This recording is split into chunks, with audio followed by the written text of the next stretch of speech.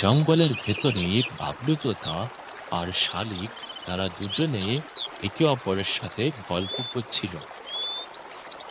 এমন সময় কালু কাক সেখানে চলে আসে এবং বাবলু তোতা আর শালিকের দিকে তাকিয়ে বলে, আরে বন্ধুরা, আমার কাছে একটি সন্ধান আছে। একটি গাছে কিছু ফল আছে যেটা দুজনের মতো হবে, কিন্তু শর্ত হচ্ছে তোমাদের দুজনের ভেতর যে কোনো একজন আমার সাথে যেতে পারো। বাবলু তোতা, তুমি না হয় আমার সাথে চলো, শালিককে না হয় আমি অন্য কোনো সময় সন্ধান পেলে তখন নিয়ে যাব, কেমন? বাবলু তোতা কালু কাকের এই কথা শুনে শালিকের দিকে একবার তাকালো। তারপর তারা দুজন সেখান থেকে চলে যায়। কালু কাক বাবলু তোতাকে নিয়ে একটি আপেল গাছের নিচে এসে দাঁড়ায়, যেখানে গাছটিতে একটি আপেলই ছিল। আপেলটা দেখিয়ে বাবলু তোতা কালু কাককে জিজ্ঞেস করে উঠল, আরে কালু ভাই, এই গাছটিতে তো শুধুমাত্র একটি আপেলই রয়েছে। আরে হ্যাঁ হ্যাঁ, এর জন্যই তো আমি বললাম যে খাবার দুজনের মতনই হবে। তুমি একটু অপেক্ষা করো, আমি আপেলটি পেড়ে নিয়ে আসি, কেমন? কালু কাক এই কথা বলেই সে উড়ে যায় এবং আপেলটা টেনে ছিঁড়ে নিয়ে আসে। এই নাও, আপেলটি নিয়ে এসেছি, এখন তাড়াতাড়ি করে খেয়ে নাও। এখান থেকে যত তাড়াতাড়ি বেরিয়ে যাওয়া যায় ততই আমাদের জন্য ভালোই হবে, কেমন? কালু কাকের কথা শেষ হয়ে যাওয়ার পরেই তারা দুজন আপেলটি খেতে শুরু করে এবং একসময় খাওয়া শেষ হলে তারা দুজন সেখান থেকে উড়ে চলে যায়।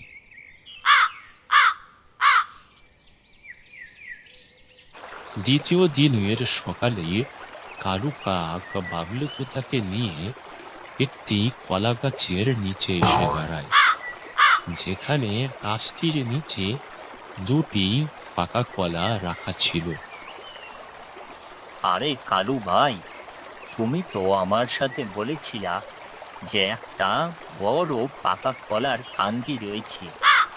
তাহলে এখানে এসে দেখছি যে মাত্র দুটো পাকা কলাই রয়েছে। বিষয়টা কি, আমাকে বলো তো।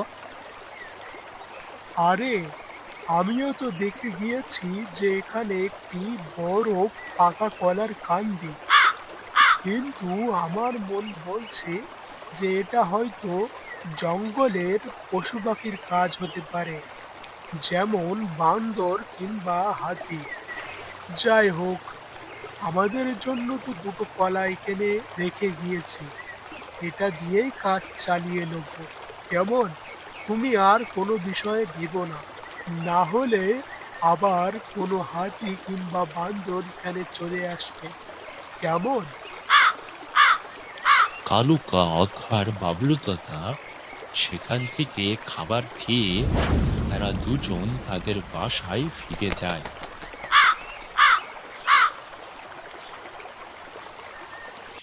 তারপর এইভাবেই কিছুদিন কেটে যায়।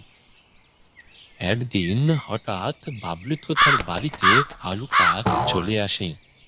আরে বাবলু তোতা ভাই আমার, আমি কিছুদিন ধরে খাদ্যর সন্ধান করছিলাম, কিন্তু কোনো জায়গা থেকেই আমি খাবার পেলাম না।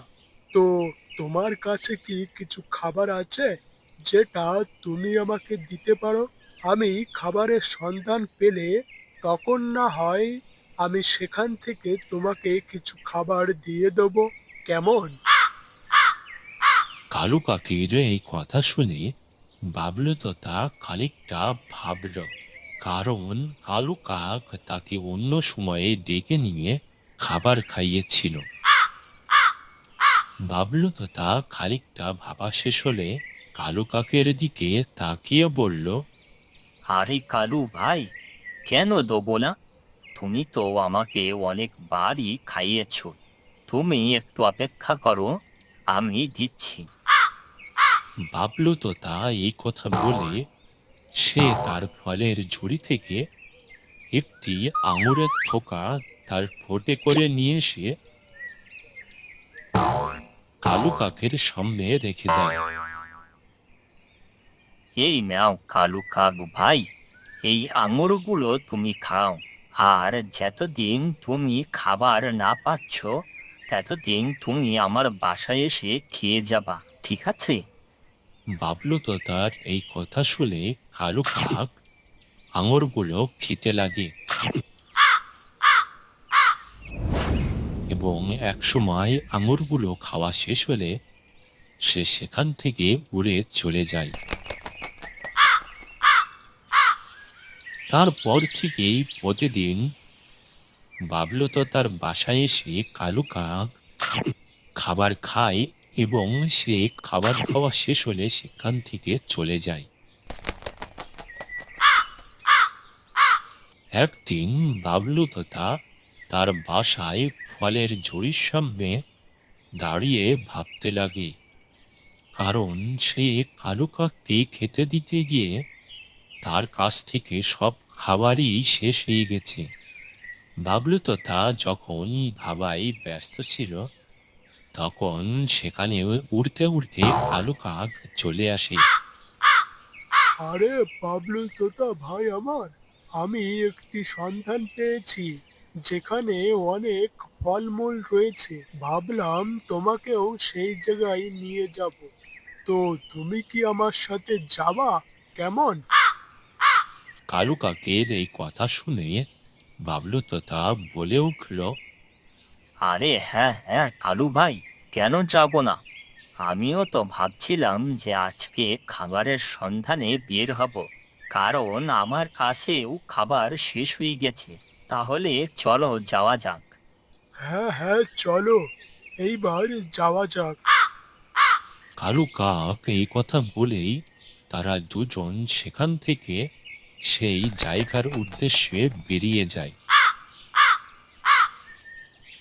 কালু কাক বাবলু তোতাকে সেই জায়গায় নিয়ে চলে আসে এবং বাবলু তোতা সেখানে এসে দেখতে পায় যে অনেক ফলমূল ছড়িয়ে ছিটে আছে। মনে হচ্ছে কেউ ইচ্ছে করেই সেগুলো সাজিয়ে রেখে দিয়েছে। বাবলু তোতা ফলমূল দেখে কালু কাকের দিকে তাকিয়ে বলে উঠল, আরে কালু ভাই, এখানে তো দেখছি অনেক ফলমূলই ছড়িয়ে ছিটিয়ে রয়েছে, কিন্তু আশেপাশেও তো কোনো ফলের গাছ দেখছি না যে সেখান থেকে এখানে এসেছে। তাহলে এগুলো এখানে এসলো কিভাবে? হুম? আরে বাবলু তোতা ভাই আমার, এটা জঙ্গলের বান্দরের কাজ হতে পারে। কারণ এরা বিভিন্ন গাছের ফলমূল ভেঙে নিয়ে আসে, কিন্তু খাবার খাওয়া যেমন তেমন অপচয় বেশি করে। তাদেরই কাজ হবে। তুমি নির্দ্বিধায় ফলমূল খেতে পারো, কেমন? বুঝলাম।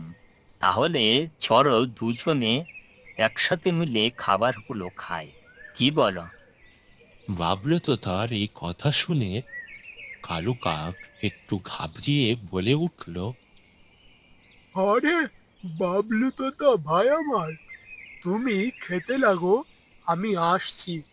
তার আগে আমি এই কলাটা খেয়ে নিই, কেমন? তারপর আমি আসছি।